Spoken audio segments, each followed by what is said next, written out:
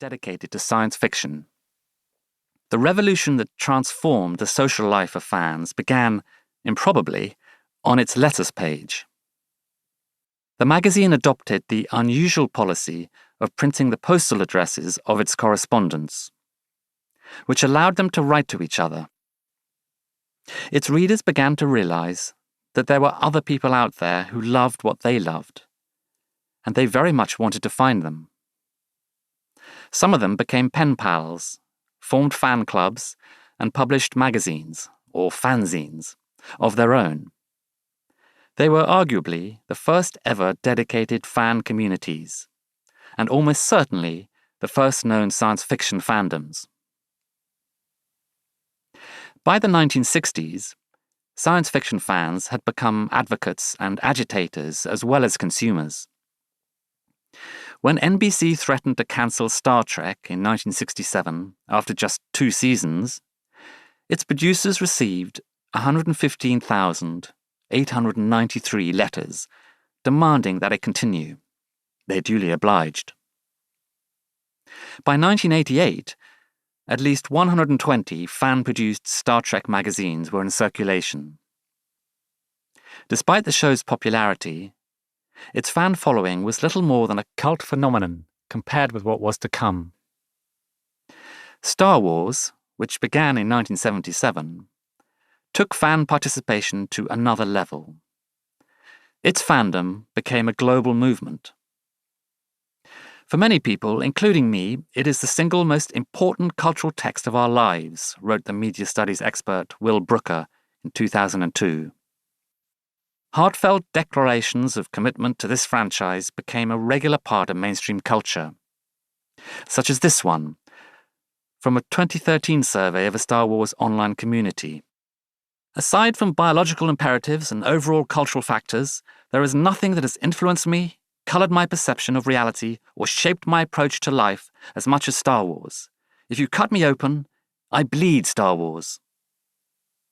In the days before social media, establishing a social scene around your passions required considerable ingenuity and persistence.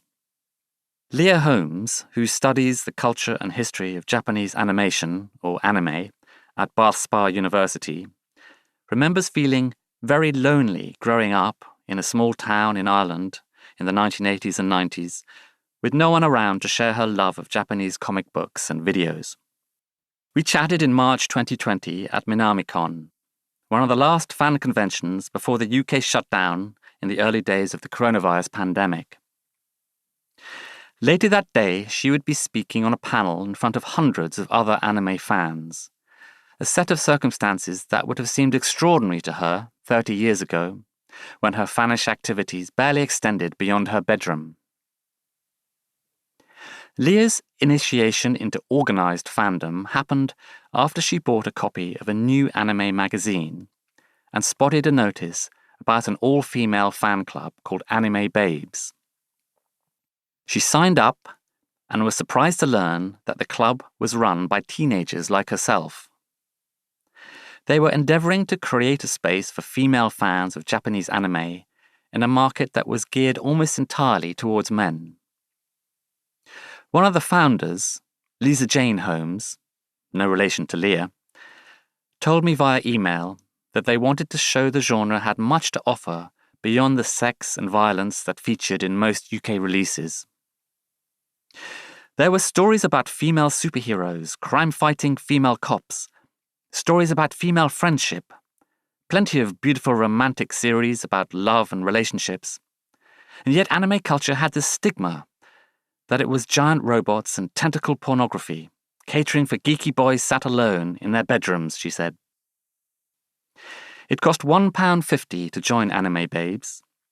That bought you a quarterly fanzine and, even more appealing to bedroom fans, a list of members' names and addresses, which made it easy to trade tapes, merchandise, and letters. It was such an important part of my teenage years, especially as it put me in touch with other girls, said Leah. I was used to the things I was interested in being dominated by men. Since then, the demographics of the fan base have changed significantly. In 2017, Leah conducted a